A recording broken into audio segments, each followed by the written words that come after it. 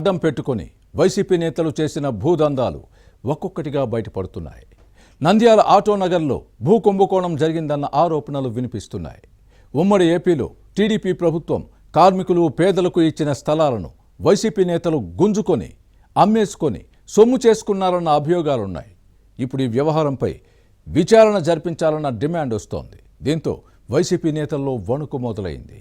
భూ కుంభకోణం ఆరోపణల నుంచి తప్పించుకునేందుకు వైసీపీ నేతలు జగన్ నాటకానికి తెరలేపారా? కబ్జాలో ఉన్న స్థలాలను విడిపించి కార్మికులకు ఇప్పించేందుకు కూటమి ప్రభుత్వం చేస్తోన్న ప్రయత్నాలపై ఫ్యాన్ పార్టీ నేతలు విష ప్రచారం చేస్తున్నారా? టీడీపీ నేతల మధ్య చిచ్చు పెట్టేందుకు కుట్రలకు తెరతీశారా? ఈ మొత్తం వ్యవహారంలో ఉన్న సూత్రధారులు, పాత్రధారులు ఎవరు? నంద్యాల ఆటోనగర్లో వైసీపీ నేతల భూదందా ఆరోపణలపై ఇన్సైడ్ స్టోరీ. చేసిన తప్పులు కప్పిపుచ్చుకునేందుకు ప్రత్యర్థులపై బురద చల్లటం వైసీపీకి కొత్తేం కాదు. నంద్యాల ఆటోనగర్లో కార్మికులకు టీడీపీ ప్రభుత్వం స్థలాలు ఇచ్చింది. కానీ వీరి అవసరాలను ఆసరాగా చేసుకుని వైసీపీ నాయకులు స్థలాలను అమ్మి కోట్లలో సొమ్ము చేసుకున్నారన్న ఆరోపణలు వినిపిస్తున్నాయి. జగన్ హయాంలో బాధితులు నోరు మెదపలేదు.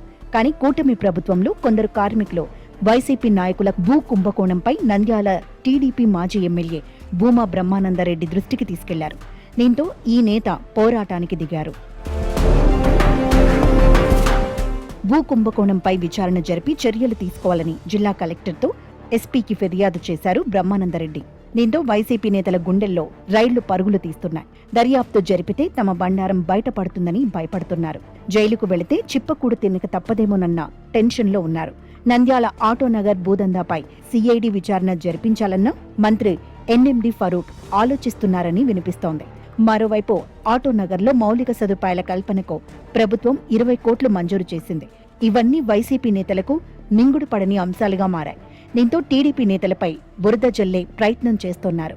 ఆటోనగర్ స్థలాల విషయంలో మంత్రి ఫరూక్, మాజీ ఎమ్మెల్యే బ్రహ్మానందరెడ్డి మధ్య విభేదాలు తలెత్తాయని వైసీపీ నాయకులు సోషల్ మీడియాలో దుష్ప్రచారం చేస్తున్నారు. ముఖ్యమంత్రి చంద్రబాబు మంజూరు చేసిన నిధులతో ఆటోనగర్ను అభివృద్ధి చేద్దామని మంత్రి ఫరూక్ అంటుంటే, లేదు కుంభకోణం సంగతి తేలాకే మౌలిక సదుపాయాల కల్పన పనిలో మొదలు పెట్టాలని బ్రహ్మానందరెడ్డి పట్టుబడుతున్నారని ఫ్యాన్స్ పార్టీ మూకలు సామాజిక మాధ్యమాల్లో పోస్టులు పెడుతూ పైశాచిక ఆనందం పొందుతున్నాయి.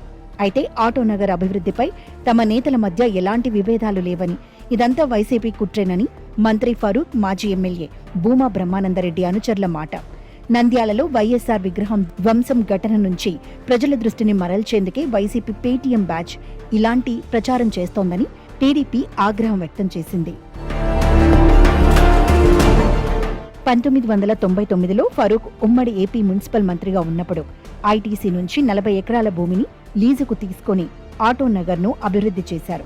రాష్ట్ర విభజన తర్వాత 2017లో టీడీపీ ప్రభుత్వం కార్మికులకు స్థలాలు కేటాయించింది. అనంతరం సర్వ హక్కులు పొందేలా చంద్రబాబు ప్రభుత్వం అవకాశం కల్పించింది. ఈ క్రమంలోనే 2019లో జగన్ అధికారంలోకి వచ్చాక వైసీపీ నేతల కన్ను ఆటోనగర్ కార్మికుల స్థలాలపై పడింది. లబ్ధిదారులకు అరకొర ముట్ట చెప్పి రియల్టర్లకు అమ్మేసి సొమ్ము చేసుకున్నారన్న ఆరోపణలు ఉన్నాయి. ఈ వ్యవహారంలో భారీగా నొక్కి మెక్కేశారని వినిపిస్తోంది. ఆటోనగర్లో స్థలాలు ఇప్పిస్తామని చెప్పి మరికొందరిని నమ్మించి డబ్బు వసూలు చేశారన్న ఫిర్యాదులు లేకపోలేదు. కార్మికులను పక్కన పెట్టి బయటి వ్యక్తులకు ఆటోనగర్ ఆస్తులను దారాదత్తం చేశారన్న అభియోగాలు లేకపోలేదు. దీంతో తమకు న్యాయం చేయాలంటూ బాధితులు భూమా బ్రహ్మానందరెడ్డిని ఆశ్రయించారు. మరోవైపు భూదందాపై ఆటోనగర్ కార్మికుల యూనియన్ అధ్యక్షుడు వైసీపీ నాయకుడు జాకీర్ స్పందించారు. ఇక్కడ 100 కోట్ల భూ కుంభకోణం జరిగిందని టీడీపీ నేత బ్రహ్మానందరెడ్డి చేస్తోన్న ఆరోపణల్లో వాస్తవం లేదన్నారు. ప్రభుత్వ జీవోతోనే ప్రైవేటు వ్యక్తులు స్థలాలు కొనుగోలు చేశారన్న వాదాన్ని వినిపించారు. దీనికి యూనియన్ బాధ్యత వహించదని, తమపై వస్తోన్న ఆరోపణలపై ఏ విచారణైనా జరిపించుకోవచ్చని చెప్పారు.